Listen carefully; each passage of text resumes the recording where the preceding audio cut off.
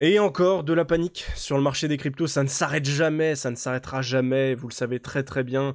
On essaye de nous piéger, on essaye de nous faire sortir du marché au pire moment, on essaie de nous faire acheter au pire moment.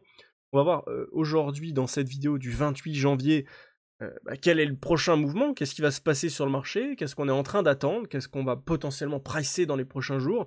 On va voir tout ça ensemble dans cette vidéo. Hello à tous, c'est Kevin du coup, et on se retrouve aujourd'hui pour une nouvelle vidéo d'analyse crypto sur la chaîne Crypto Pépite. Bienvenue à tout le monde. Ceux qui me découvrent, n'hésitez pas à vous abonner, m'apporter de la force en commentaire comme vous le faites à chaque fois avec des pouces bleus, des commentaires, c'est vraiment top. Et ça me fait vraiment plaisir. On est déjà 4400 sur la chaîne, bientôt les 5000. On l'espère, bien évidemment, avant la fin du mois de février. On n'a même pas encore attaqué le mois de février, donc on a le temps et on accueille de plus en plus de monde. La vidéo d'hier a fait vraiment beaucoup de vues, des super réactions, j'en suis très content parce que j'ai été un peu plutôt punchy dans ma vidéo d'hier. J'avais envie vraiment de vous montrer à quel point c'est important de prendre du recul sur les choses et à un moment donné de dire stop aux émotions négatives, stop au stress et de se dire que finalement, ok, quels sont mes vrais objectifs et que si mes objectifs sont des objectifs d'investissement, que j'ai pas à paniquer à chaque mouvement. Et d'ailleurs, c'est ce qu'on va voir aujourd'hui avec justement cette vidéo, encore de la panique, prêt pour ce mouvement. Qu'est-ce qui va se passer? Et quelles sont les opportunités, mais aussi les pièges à éviter. Alors, on commence déjà avec la petite map, puisqu'elle est plutôt verte. On a bon, le Pengu qui prend -20, Virtual qui prend -7, mais de manière générale, on a quand même le marché qui est dans le vert, avec quand même une petite pépite de XDC plus 16%, Jup qui nous fait plus 14, KCS, Hype, Move, XRP et Trump qui nous font approximativement plus 9%. Et les volumes qui sont plutôt en berne, 50 milliards pour BTC, 20 milliards sur Ethereum, 9 milliards sur XRP quand même, on a quand même pas mal de volume sur XRP. Et volume sur Tether, que dalle, hein. Là, on a vraiment très peu de volume en ce moment, il se passe plus grand chose, et c'est normal. C'est normal, on est sur une fin de mois tranquille, il va y avoir une expiration d'options, bon, il n'y a pas grand chose en termes de volume, ça c'est pas très très important.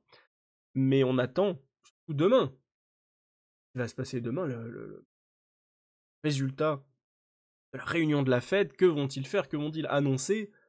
Une seule montée des taux, 2, 3, 4, on ne sait pas, à voir demain. En attendant, on en a parlé juste hier, mais sur la baisse, beaucoup de gens se sont positionnés en shortant.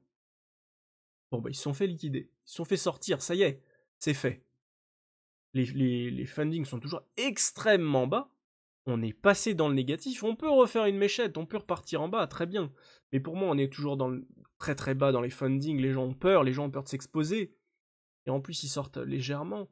Donc, on a toujours les open interest qui sont en train de fondre un petit peu, hein. Là, on continue de fondre, malgré le fait qu'on est monté, les open interest sont encore descendus. Donc, pour moi, il n'y a vraiment aucune raison que le marché continue de baisser fortement. Sur le cours sur BTC, c'est pas compliqué. On a une imbalance baissière ici entre les 103 216 et les 104 000 $.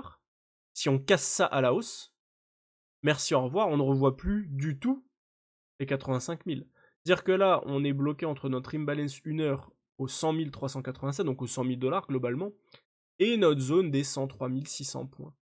On est bloqué là-dedans. Si on s'extrait à la hausse d'un des deux, enfin à la hausse, on va faire ça. Si on s'extrait par contre à la baisse de tout ça, bon bah l'objectif ce sera d'aller plus bas et minimum dans notre imbalance ici 92 900, voire vraiment venir retaper cette mèche ici, mais dans ce cas-là on irait beaucoup plus bas. Pas grand-chose de plus à dire en vérité. Moi je suis convaincu que là cette petite hausse qu'on a eue n'est pas terminée. Franchement les indications montrent qu'il ne s'est pas passé grand-chose, on a une perte de volume malgré le fait que le cours monte. On n'a pas eu une hausse d'un coup de volume qui pourrait identifier un point haut ou un point bas certain avant une reprise dans le sens inverse. Il n'y a pas eu de divergence spécifique, hein. On a commencé un petit peu à se calmer, mais on n'a pas eu de divergence réelle, hein. Un tout petit peu, c'était très léger, même pas, on n'a pas de divergence, on n'a rien.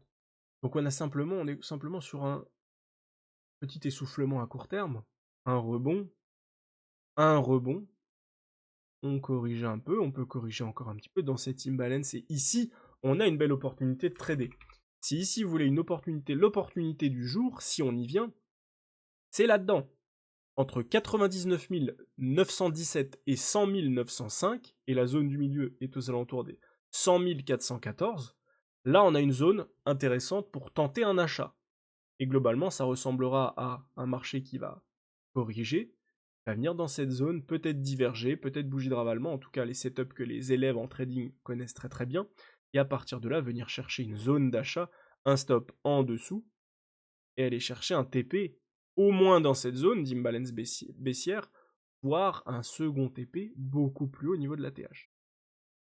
Donc voilà en gros les opportunités du jour. Pour l'instant, il n'y a pas grand chose à dire de plus sur BTC. Sur ETH, c'est un petit peu différent.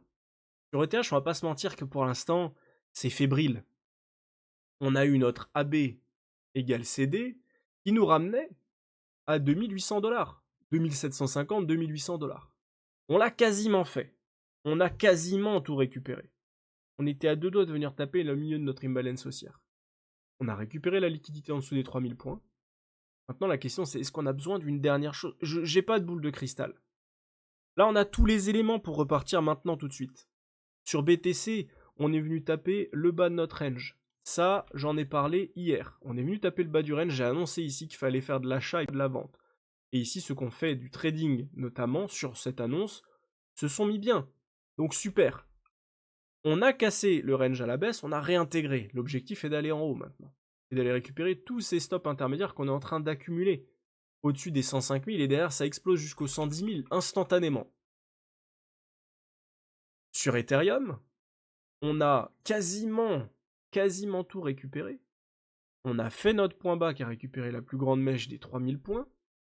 On est venu faire une mèche sur le milieu de notre mèche basse du 13 janvier. Maintenant, il faut repartir. Mais il nous faut du volume, il faut qu'il se passe quelque chose là. Là, il se passe rien.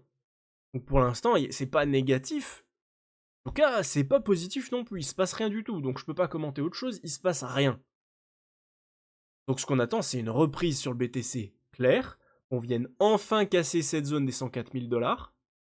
Et si on fait ça, alors Ethereum pourra se reprendre et pourra enfin s'extraire de cette foutue imbalance baissière qui pour l'instant nous laisse dans une dynamique baissière.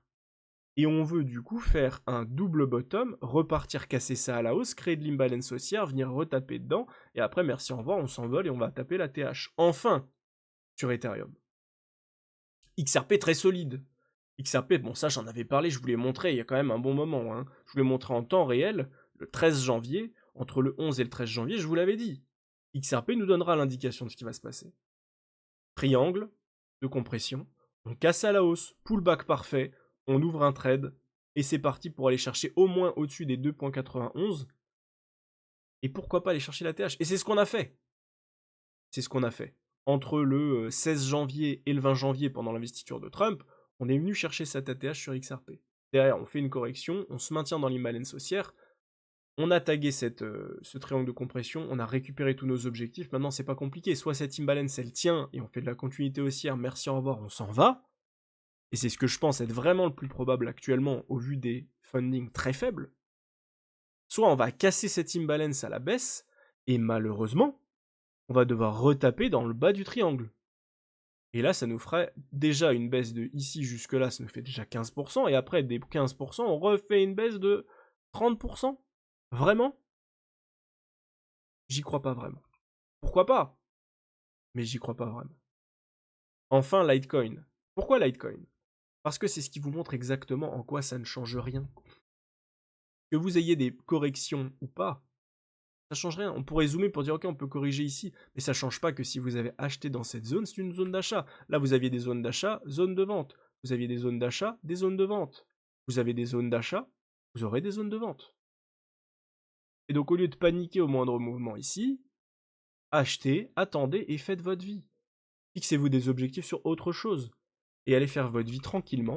Et tout va bien se passer et vous vendrez sur la montée. Il faut vous définir des zones de vente. On en a une ici, on en a au-dessus, on en a entre les deux. Il faut définir des zones de vente. Vous savez très bien que voilà, je le fais avec mes élèves en individuel. Ceux qui veulent le faire tout seul, faites-le tout seul. Prenez le temps de le faire avec les bons indicateurs. Vous utilisez vos FIBO, etc. Définissez vos ordres de vente, positionnez-les. Et une fois que c'est fait, vous n'avez plus rien à faire.